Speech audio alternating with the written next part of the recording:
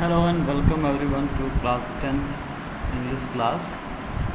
We were doing lesson 3rd, first part, his first flight, and we were on page number 35.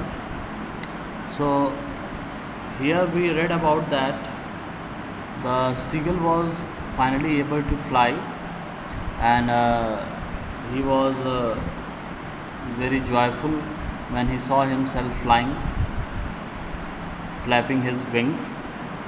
So now I am moving ahead of this. I am on page number 35.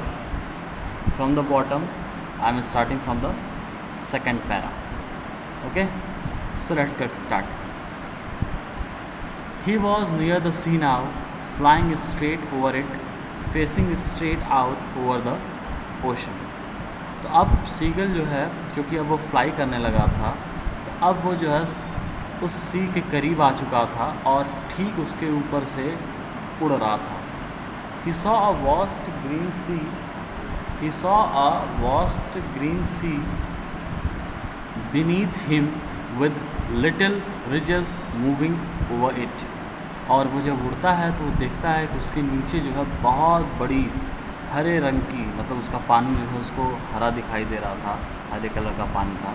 पूरी बड़ी सी उसको अपने नीचे दिखाई दे रही थी और उसके साथ साथ उसको दिख रहा था कि जो लिटिल रिजेस थे, मतलब नैरो माउंटेन्स थे, जो नैरो माउंटेन्स थे, क्योंकि वो जब मूव कर रहा था तो उसको दिख रहा था कि वो माउंटेन्स भी, वो जो नैरो माउंटेन्स थे वो भी उसके साथ मूव कर रहे हैं जब वो फ्लाई कर रहा था. तो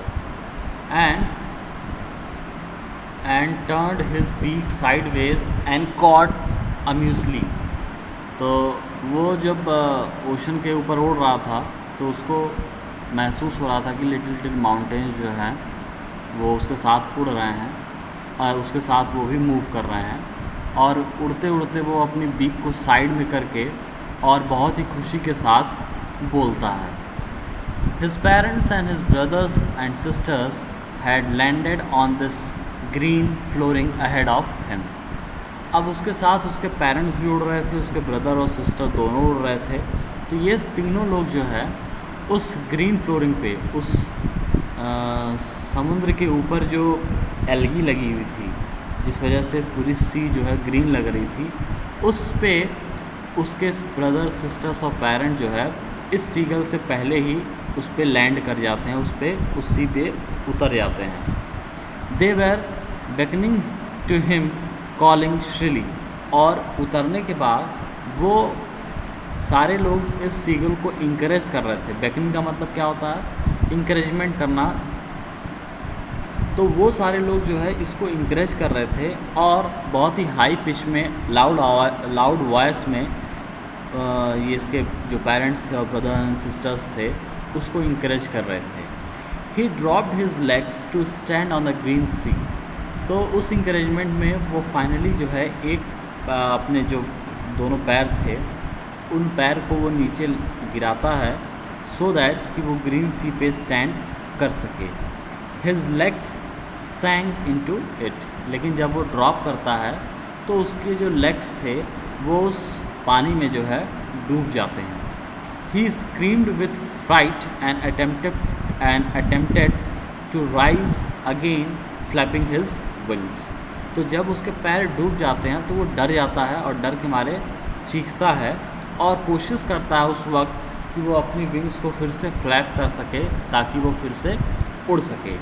but he was tired and weak and with hunger and he could not rise.